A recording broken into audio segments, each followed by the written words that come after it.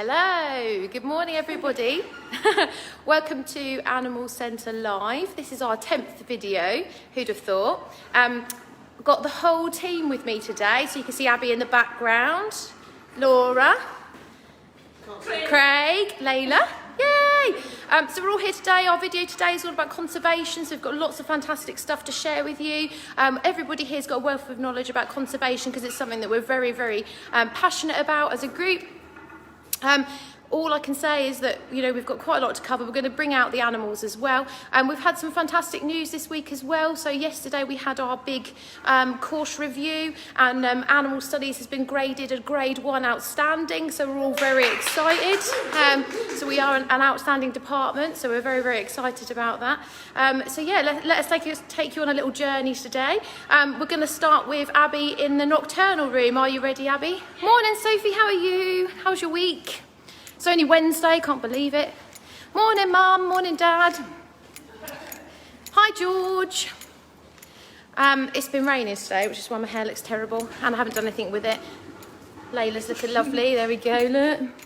There we go. So we're going to the nocturnal room this morning, just to start with Abby. Let's see if I can turn you round so you don't have to look at me anymore. Here we go. Morning, Craig.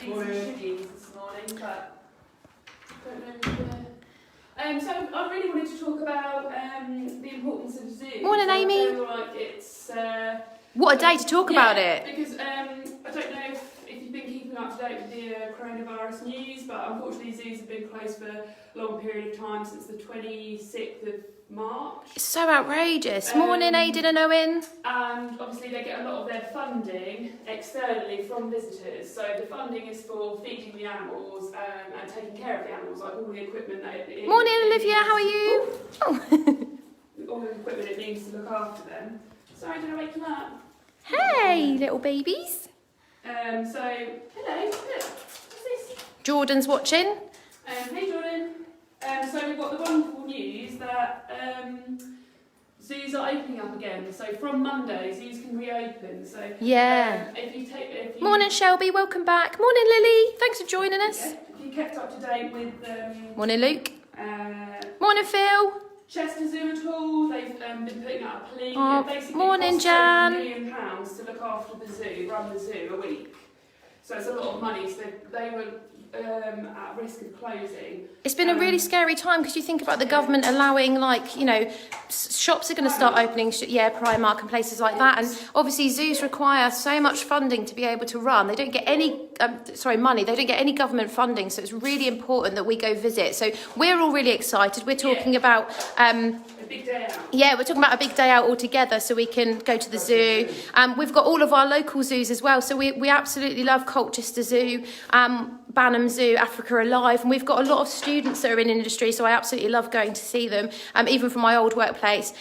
Morning, Erin, how are you?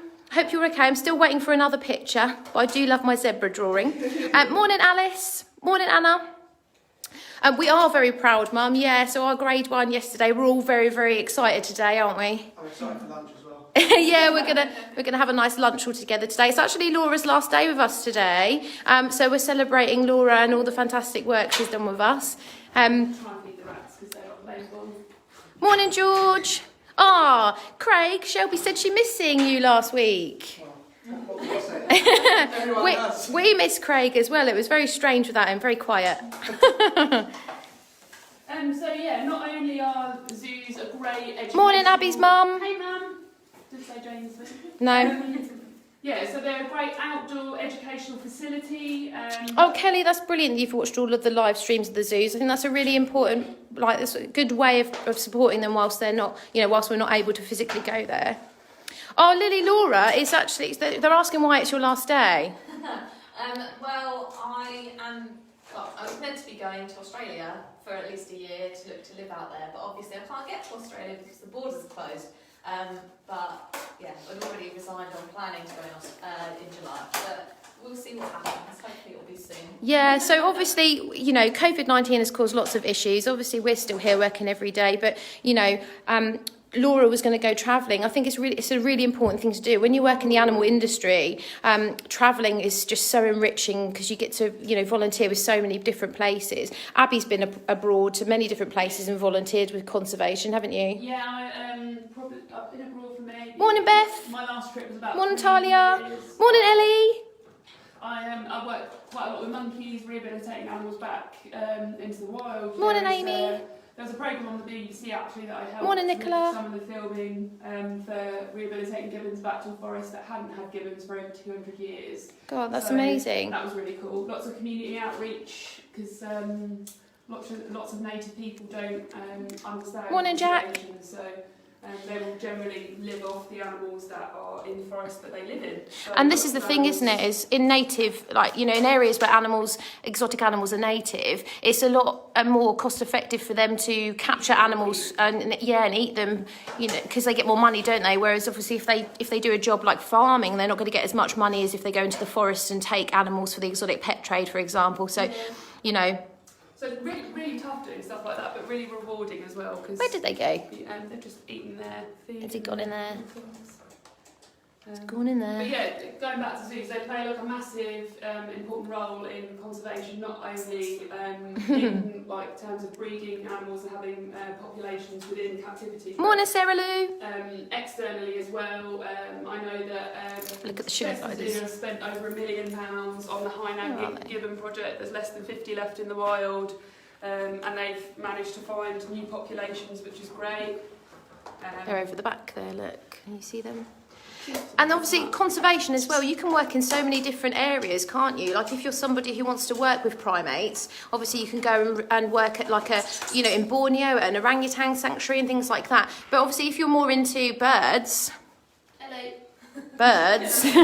then you can obviously volunteer working in bird conservation, can't you, Craig? Yeah, loads of places to work with birds. Not quite as many as mammals. No. They are overlooked, but just as important. Absolutely, yeah, absolutely. So the money Imagine. that maybe you've saved with your, hopefully if you've managed to save because we've been in lockdown, maybe you can take a little trip to the zoo. Everyone deserves a Absolutely. little break from being stuck indoors. Morning, George and Freddie. You'll help feed lots of animals, but you'll also help conserve animals that are out in the wild. I like to think of the animals that are in captivity are ambassadors for the ones Absolutely. in the wild. So, And that's what ours are, isn't it? Ours are helping students to learn ways of, important husbandry techniques, ways of communicating. Our students leave us 100% employable, so they've got the skills they need to work in the animal industry. And that's more than just husbandry skills. They also learn how to do public speaking, because it's really important when you work in the zoo industry. How's Andy behaving? I haven't seen Andy today. Is he all right? He's not very nice to you, is he? No, you look at my legs. I don't really get a break. Oh, right, to the exotics room. Yes. Let's go. So we're going to have a look at some of our exotic animals today. We obviously, as an animal centre, don't have any endangered species. You need to have, like a CITES licence if you're going to have a CITES endangered listed species, for example. So in the animal centre, we don't have anything that you need to have a licence for. However, we do have some species that are easily linked to animals in industry, or out in the wild, that require a bit of extra help. So we're going to start with Craig. Craig's going to tell us about amphibians. Let's have a look. Obviously, Abby's mentioned. I'll tell you what we'll do a quick frog update first. Yeah, let's do a frog update. So obviously, our 3 adults in here. Should we give it open up and have a look? Doing really, really well. Yeah, we're going to show you Colin in a minute, actually, because we've got a good link for Colin, so we'll show you Colin, and we will go out and see the goats at the end, I promise. There's one. We've got so many students joining us today. It's really lovely. We really miss you all. We'll do a student Facebook Live in the week. So, They're all going to be on here somewhere. yeah, their enclosure's had a really lovely upgrade. Looks lovely. Sorry. So, you're right. So there's one of our Amazonian milk frogs. Whoop.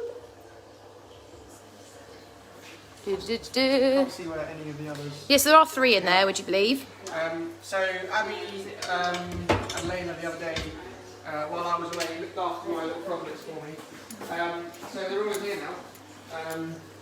They're looking really, really good. Should we have a little look? Some of them are looking amazing. They're looking really healthy. Hey, little babies. See how many you can spot in there. Do you know how many there are in here, Craig? 11. 11. So one of them's really chunky, if I show you. One there, that's quite a nice. Yeah, that's a size good one, isn't it? Look at the size of that one. You see the size difference. The thing is, like, because they have them in different like clutches, and the tadpoles will develop at different speeds, so they are all different sizes.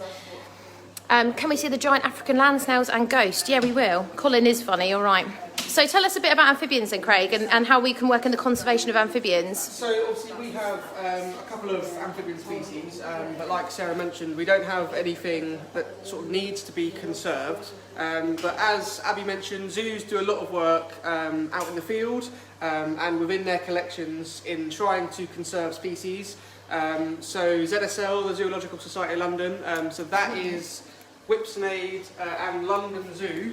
So they have lots and lots of different conservation projects, but one that I think is really, really cool is the EDGE programme, which is the Evolutionary Distinct and Globally Endangered programme. So this is for species... So EDGE for short. EDGE for short. This is for species that don't have sort of links to other species, so they're really, really unique in their behaviour, their appearance. So we're looking at things like the mountain chicken frog.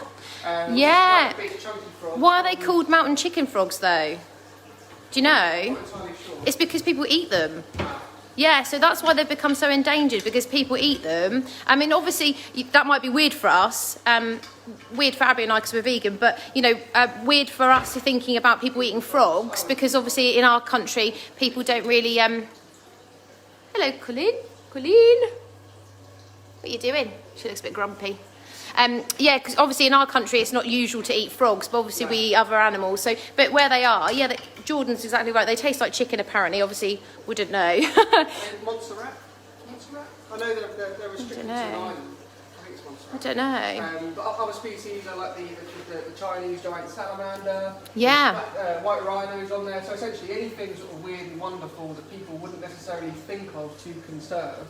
ZSL are working to conserve, and obviously it's so important that we go back to visit them, because 97% on average of any zoo sort of income does come from us visiting. 97%. 97%. Amazing. So, like I say, really, really important that we get back into zoos and sort of help the zoos carry on with not just looking after the animals within their collections, but also sort of funding the conservation projects. Yeah, so lots of zoos have conservation projects that they support, don't they? So Colchester Zoo has the Mfafa Reserve. So they have a reserve in Africa, South Africa, where they work with obviously rhino and things like that. And they are all part of bigger conservation programmes for specific species as well, aren't they? There's the little fire-based project. I know there's a wonderful documentary, The Natural World, on slow loris.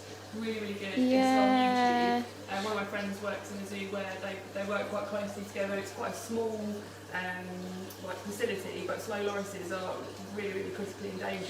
It's because they're so cute, isn't it? And people want them as pets. Yeah, it's really sad. Morning, Emily. How are you feeling? Yeah, they've got venomous glands in their. Is it in their armpits? They've got them in their wrists, and it's like almost like sweat glands. Yeah. They lick it, and then that's how they prey upon like insects and different various things. Yeah. So only the only venomous primate, and yeah, they can obviously cause quite a lot of issues. I know people when I've worked abroad with them and they've been bitten and have had quite a lot of damage. Yeah. Morning, Christine. Morning, Matt. Another conservation project that I am really sort of keen on is the Silent Forest campaign. I thought you were going to say about toucans. Oh, they're hornbills. Oh, sorry. Oh my gosh. Sorry, hornbills. This is a really cool t-shirt. It's got all of the hornbill species on because I really like hornbills, and it's got different colours at the bottom, which basically tells you how Oh, their endangered vulnerable they are. status. Yeah, cool. So as you can see, there's a lot of different coloured dots. So hornbills are the 57 species. I'd probably guess that about 80% will have a coloured dot of some description. That's So you can see insane. where am I? Outside of the red-billed hornbill dot. What's the difference between a hornbill and a toucan? There'll be lots of differences. Hornbills and toucans are found in the same areas. So okay. toucans are found in South America, and hornbills you can find in Africa, you can find them in Asia. There'll be size differences. Yeah. A great hornbill probably stands about here. They're probably quite easily misidentified though if you don't know much about geography, I suppose. The smaller species will probably Morning, have Amanda. about the same sort of length. Yeah. I don't think hornbills hornbills that are that size are that pretty compared to toucans. No, they are generally a bit more brightly coloured, aren't And they? they tend to be more sort Hello. of savanna-y animals, whereas toucans are more of a tropical rainforesty species. Where did you get your shirt from? Because George would like one. Peppermint narwhal. I've got Oh, three. we love peppermint narwhal. Yeah. Incredible. We use a lot of their cartoons, don't we? Yeah, we love them. If you have got Facebook or Instagram, follow them because they give out loads of information on like Take a Day or Morning, Logan. How are you? Really useful educational tool, and the artwork and stuff's great. It's really funny, Funding isn't all it? This sort of stuff they And they're put fairly towards cheap conservation. as well. Yeah. Not Yeah. I think this is about £15. Yeah, so follow Peppermint Narwhal on Facebook. They're brilliant. The little pins are about 9. What models do that, Craig? Just me. The Craigs.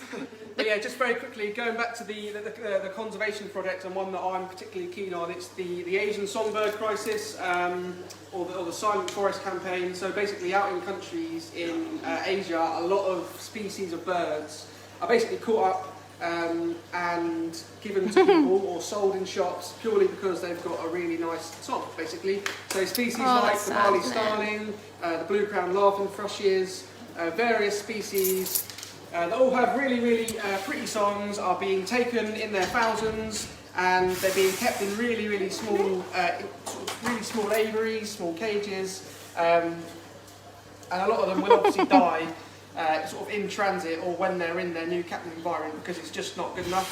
So a lot of collections like ZSL, Chester Zoo, they will be all working towards funding the Silent Oh, you Forest campaign. I thought you missed it. London in particular, they have blue-crowned laughing thrushes and Bali starlings that they're working on breeding, so that in Oh, captivity, Bali starlings are beautiful, they're aren't lovely. they? Yeah. So that in captivity we have sort of like a blanket population, so that if out in the wild it does go horribly wrong, which it looks like it's going to, there is a backup population that we can use and potentially one day release back into the wild. You know, talking about songbirds, it's actually closer to home than that as well, because in Cyprus they have this. One of their national dishes is called, it's like songbird soup, and they capture lots of songbirds using something called, is it a lime stick, where they put like lime, not like lime the fruit, but like this sticky lime glue, and songbirds get stuck to it, and then they use it to make their local dish. And unfortunately, that's, you know, it's wiping out loads of species. Chris Packham did a fantastic talk about it. I think he was actually arrested for demonstrating in Cyprus about it.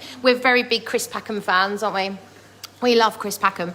If you don't know who that is because you're very young, then do look up Chris Packham. He's fantastic. We grew up watching him, so and he still does Spring Watch and things like that. So yeah, definitely. George Harper said perfect models do that. Just so you know. Thanks, George. You've made his day. Look.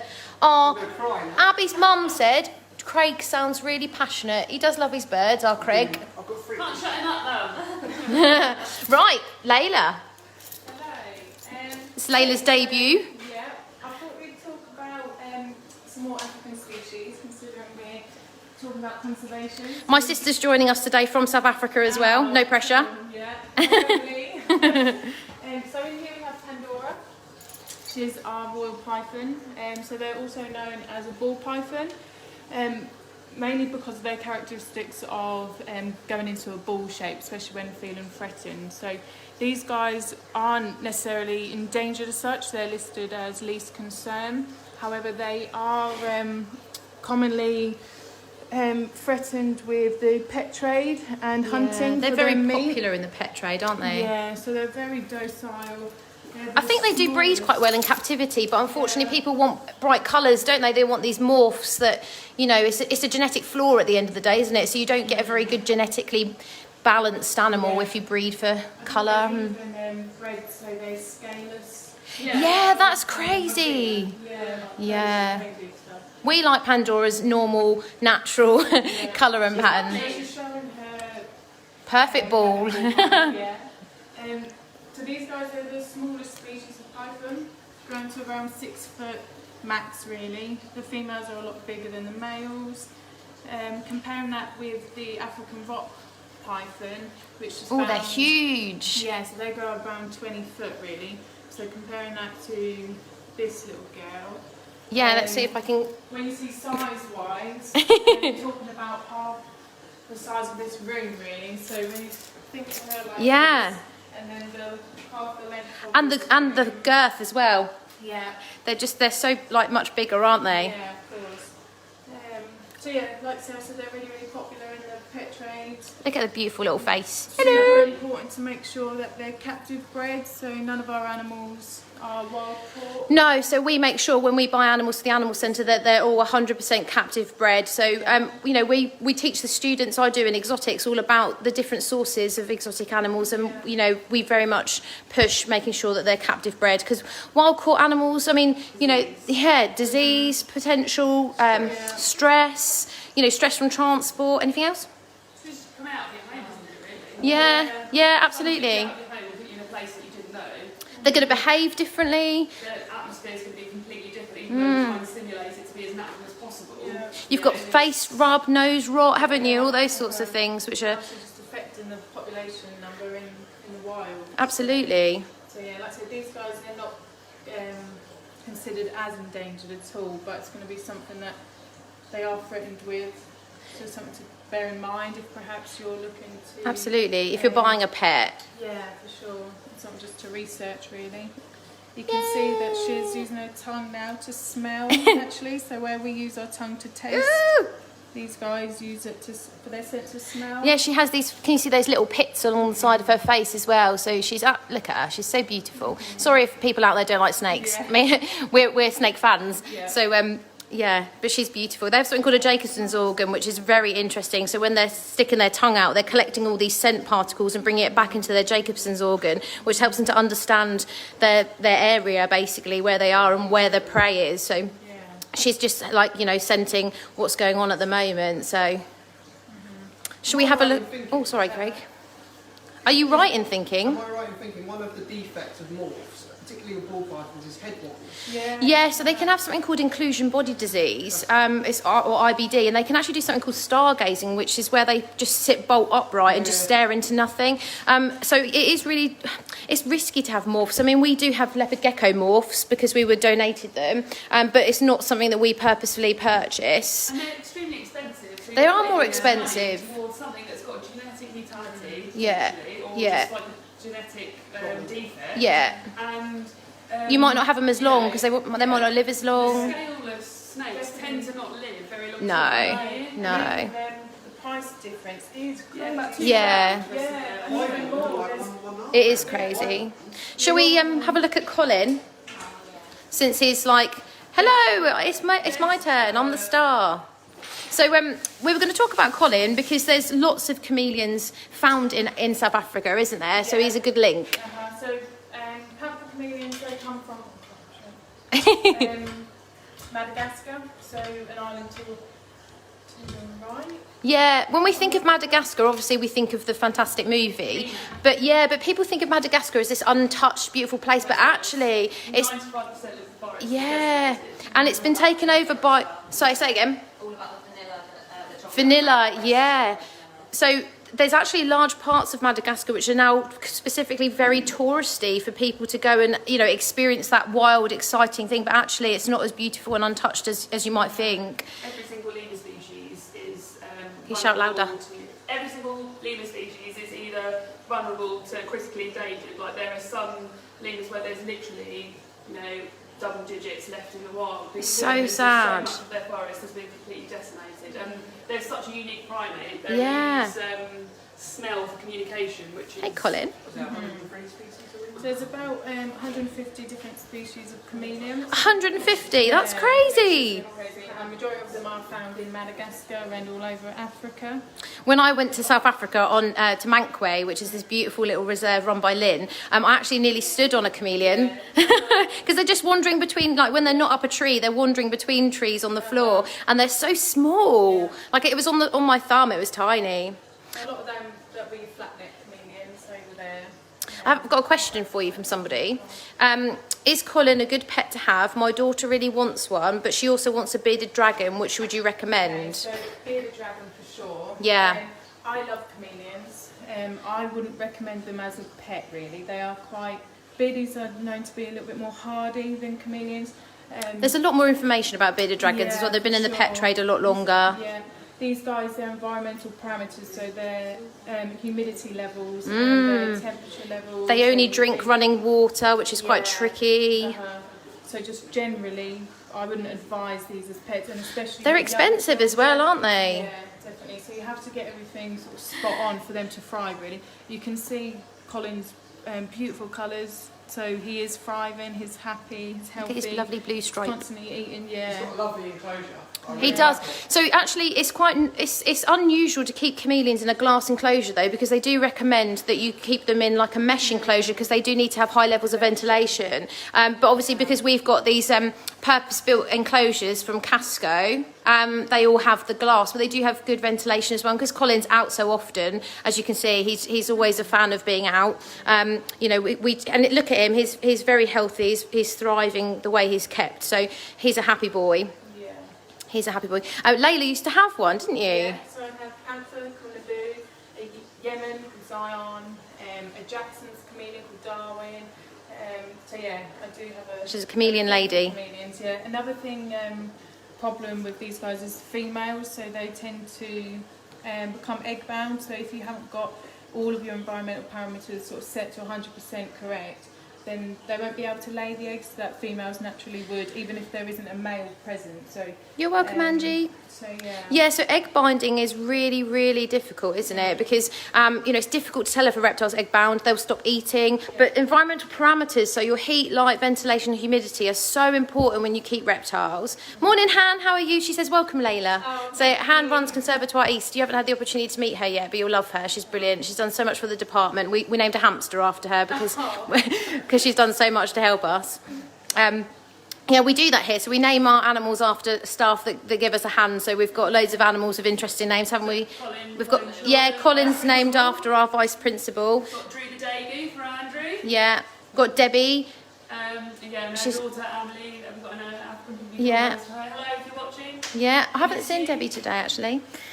Awesome, thank you very much. So we're going to go now to the mammal room. Let's go. Because it's hot in here and we both have hoodies on and it's a bit much. Because it's raining outside today, bit of a miserable one today. So we're just going through to the small mammal room. Look at it, it's miserable outside today. Watch the step. Mammal room. We'll just quickly say hello to everybody as we work our way up. There's Niffler. Morning. Rocket. Oh. That might be my fault. We've got a rabbit on the loose. This is quite normal, to be fair. She's a monkey. Where does she... Oh, she must have jumped out then. Oh, there she is. This is Blossom. So, and that's her boyfriend, Bernard. So Blossom has jumped, would you believe, from there, outside. Look at her. You're a monkey. You can't do that. Poor Bernard missed you. She really wanted to be a part of the video. Yeah, she's a superstar. Right, let's go to... Thank you, Blossom, you little star. Yeah. Just have to shout over the Daegu's wheel. Yeah, so I'm going to be talking about the implications of invasive species and what they do to sort of like native species in their country. An invasive species, Abby, is a species of animal that does not genetically reside in that country. Yeah. So, for instance, rabbits are They're not native, are not they? native. I No. don't know if that many people know that, though. I think that's a really interesting fact, is that rabbits actually... Do you know where they came from, how they came to be here? Probably cargo ships and stowaways and things like that. Yeah, so I think the French brought them over as a means of food. Hey, Bernie! Same with the grey squirrels. Oh, you're so cute, Bernard. Can't even stand it. Sorry, Laura, I got distracted. Obviously, we're an island and rabbits have colonised us as an island, but we're not the only country that they have colonised as an island as well. So I'm going to talk about New Zealand and one of their native species that is facing a conservation crisis, or has been. They're getting better now, the kiwi bird, because of rabbits. So obviously, rabbits were introduced as a non-native species. And then to try and control the rabbit population, they brought in stoats and weasels, which are like ferrets. Unfortunately, we don't have ferrets here, otherwise we could show them. So yeah, what the stoats then decided to do, instead of hunting the rabbits, they started to destroy the kiwi bird population. What does a kiwi look like, Laura? I will show you my little kiwi bird. Get out of the way, Craig. obviously this is not a massively accurate representation of a kiwi bird, but I got this about 20 years ago when I first went to New Zealand. So this is meant to be a baby kiwi bird. When they're adults, they can grow to the size of like a large chicken. Wow. So yeah, pretty big. Do they fly? They don't fly, no. Wow. They're part of the same family as like ostriches, rheas, cassowaries, things like that can't fly, emus. And when they lay eggs as well, the eggs are about 20% of their body weight. So Wow. if you look at, for instance, this kiwi here, the egg would be about the main size of their abdomen. So it's That like is a crazy. massive amount. So What yeah. kind of noise do they make, Laura? Oh, God, I'm just squeezing. Yeah. Oh, this is the noise a kiwi makes. The thing is, it then goes on and on for 3 times. It makes all the animals really quiet, though. Yeah. There we go, it stopped talking now. So yeah, in New Zealand there's this project called Kiwis for Kiwis because in New Zealand the kiwi represents quite a lot of their natural heritage. Yeah, they use it as their icon, don't they? It's their sort of logo, if you like, isn't Yes, it? And I believe it was their Bird of the Year choice in like 2018 or something like Oh, that. lovely. So yeah, Kiwis for Kiwis, they are a volunteer project which goes around, and like I say, there's 5 different species, subspecies of kiwi, and they are actually recovering really well. So the little spotted kiwi is near threatened, however the other 4 species are vulnerable, so they're on the up, which is really good, thanks to all the volunteers that go out there. So they have a step-by-step process. Firstly, they have to go out into the wild and they have to try and track the kiwis. So they use dogs to actually find the kiwis, and then they have to track them. So they capture the kiwis, they put a little tag on their legs, and then they let them back into the wild. Amazing. They must be quite hard to spot because look at the colour of them. Yes, and they're nocturnal predominantly as well. Wow. So after they put a tracker on them, they then have to wait until they sort of, because they move around, and they're also very fast, they have a massive territory. And then what they do, once they notice that they're not moving around and they're sort of starting to lay their eggs and breed, what they do is they go and they actually lift the eggs out of the burrows and their nests, and then they move them into special hatching. Oh, to make sure that they facilities. definitely survive. That's so good. Because quite a lot of the baby kiwis and juvenile kiwis don't survive because that's how the stoats kill off the population. So once they've hatched and they reach about 3 years old in the hatching facilities, they're taken off to special facilities which are either predatorless islands or fenced-in facilities that have no predators, so that they can grow to a point where they can feed themselves and survive. And this is why, like, keeping animals in captivity is really important, isn't it? Because if you didn't do that, their survival rate would be low because obviously they don't fly and they're nocturnal. Then they're quite clumsy, aren't they? Quite clumsy-looking birds. Exactly, like the tiny little wings, big strong legs, can't fly, they're just running around like a chicken. Yeah. Quite like that. That's nearly as good as Craig's modelling. Yeah, exactly. So yeah, and then the idea is so that when they are in these facilities where there are no predators, they can feed themselves and learn how to look after themselves in the wild, and then they are reintroduced back into a wild setting on mainland New Zealand, where the predator population is controlled, so that they can then bring the populations back up in the wild. So it's all about control, and they're hoping by 2050 that they'll have enough population, what they call the founder population on the islands, to then permanently be able to move them into the wild. That's so awesome. This is a harvest mouse, if anyone's wondering. These are actually native to the UK. So these guys, I mean, you might not see them because they're so small in the wild. But actually, we have quite a lot of invasive species in the UK, don't we? So rabbits are one. We also have grey squirrels. In the UK, we have something, because we're currently, obviously it's a big discussion, but we're currently part of the European Union, so we have the invasive alien species legislation, and an invasive alien species is anything that's not meant to be here that is. So things like red-eared sliders, which are a type of terrapin, they're not allowed to be in the UK anymore. Obviously, if you've got them as a pet already, then you can keep them, but you're not allowed to breed them or sell them. Same with... what else is there? Oh, raccoons. So raccoons you used to be allowed to have as a pet, and now you can't. But if you've already got one, you can keep it. You just can't breed them to resell them because they do too well in our habitat, in the wild. So, yeah, like the grey squirrel. Come closer, my dear. What are they called?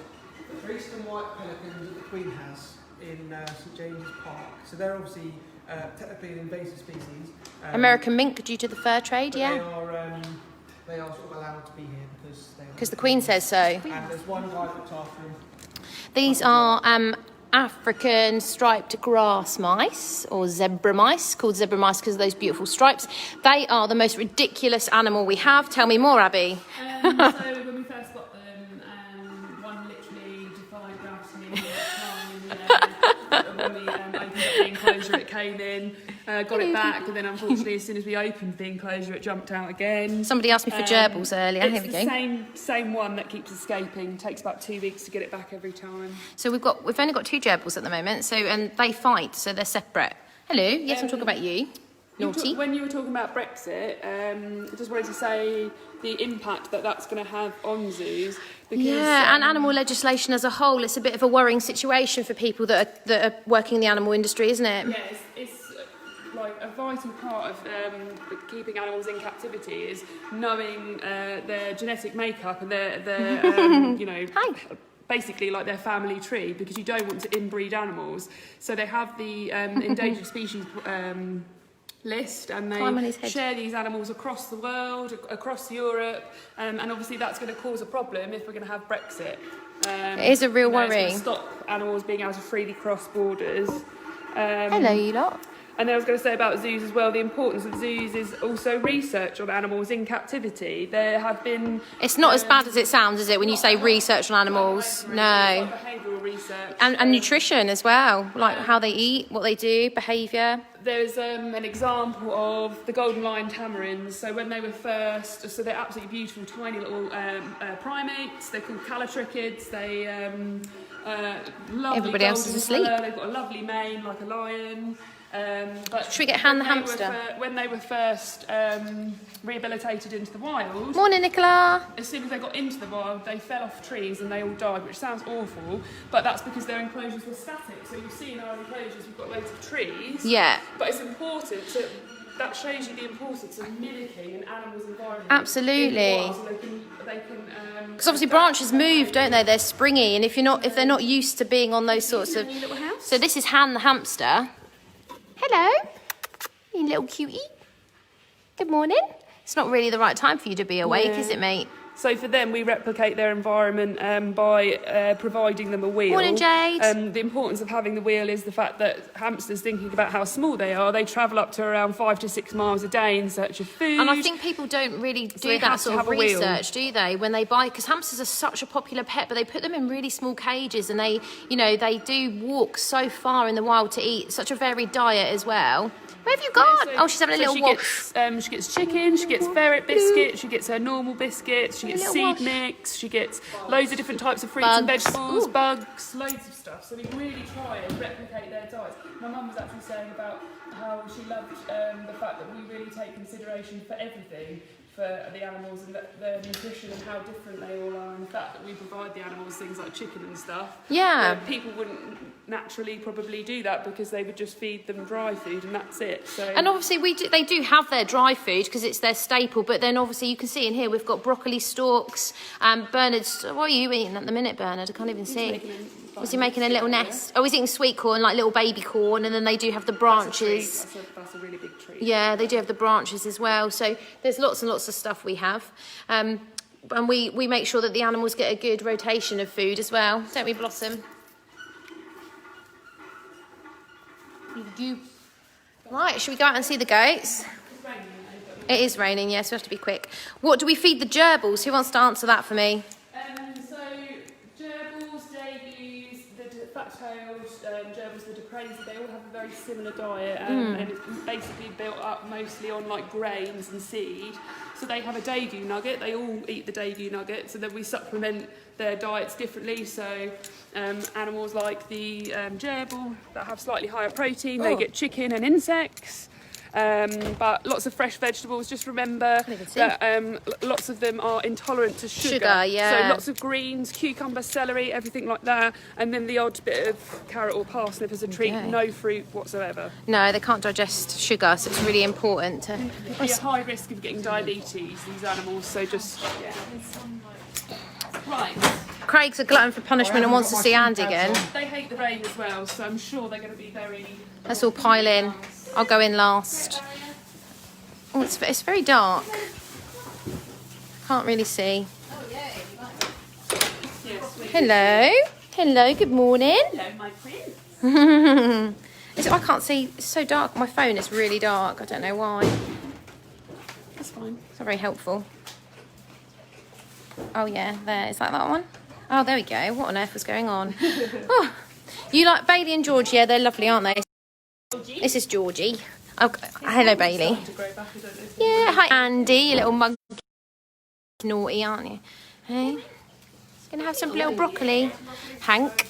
Hank's a bit moody. He doesn't really like the rain. So Oh, Hank.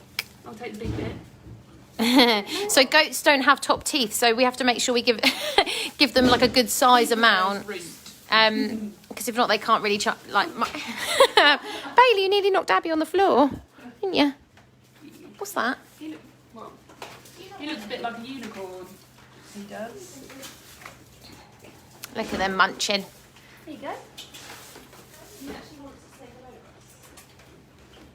There you go. Yeah, so if you put it in smaller bits, because they have just like a hard pad on the top of their mouth. Oh, we froze. Oh no. I think we're okay now. Let's have a look at Andy. Hello, Andy. He doesn't like greens. No, he doesn't. He's root veg though, doesn't he? Russ. Yeah, sorry outside because obviously the Wi-Fi and the weather isn't particularly great for us, so we might have to go back inside. Okay. Why do some goats yell or scream? It's part of their communication, really. So we will always hear them when we come in the morning, like meh, and they're like saying, "Give me breakfast, give me breakfast." Yeah. But between themselves, it's just their like way of communicating, just like headbutting each other is a way of communicating. But each species of goat and subspecies has a different of goat way, has a different, don't they? It's like having an accent, isn't it? Really? Yeah. Are you? Just like monkeys, they all have different languages, and any animal really. Oh, Craig can't offer you anything, guys.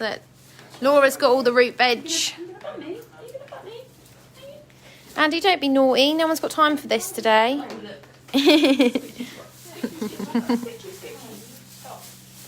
It's fine when he's doing that on my arm. But Yeah. when it's in between your legs, I've got so many bruises. I know. Like that. Everyone now.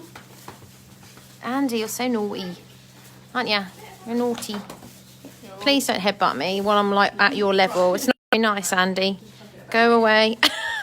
Yeah, knew it. You just can't be trusted when I'm on the floor, I tell you.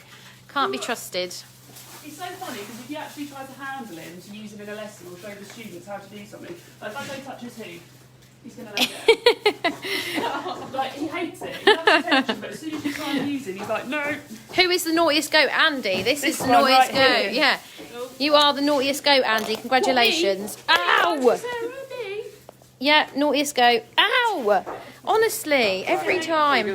Yeah, we'll go in quickly and we're going to finish up in the animal centre because it's a bit the Wi-Fi is not brilliant. It's hard to get out though once you're in with the goats because obviously they all try and escape because they want to eat. So we just have to. Yesterday was a nightmare. Every day's a nightmare. Every day's a nightmare. Here's padlock for you. Right, so we'll go back inside. Oh, it's awful outside today. Really rainy. Not cold though. It's not too cold, is it? Just rainy. Just rainy. So yeah, let's get back inside. Woo! Air conditioning unit. Oh. Shall we go to the mammal room? Okay. Right. Here we go. Right. Shall I stand here? Oh dear. Right, okay, let's get everybody in. Thank you so much for joining us again this week, guys. This is actually our last Facebook Live. And I don't want you to be sad about that because we've got some great ideas in the pipe work anyway. So what we're going to do is continue to do videos for you. We're actually going to do animal studies on tour. We've got some fantastic students and some fantastic friends in industry who are going to do little videos for us about how you work in that industry, what qualifications you need. Get in, Layla, get in. What qualifications you need and how we can help you get there. Because at West Suffolk College, our Animal Studies department has level 1, 2 and 3 courses. So if you want to work in conservation, we can absolutely help you to get there. So this is episode 10 for us and our final live. We will still post on a Wednesday though. So if you want to keep checking back, we're going to post videos every Wednesday. But that's it for us. So thank you so much for joining us on this journey. It's been very, very strange, but it's been lovely to share it with you. So thank you so much. Yeah. Be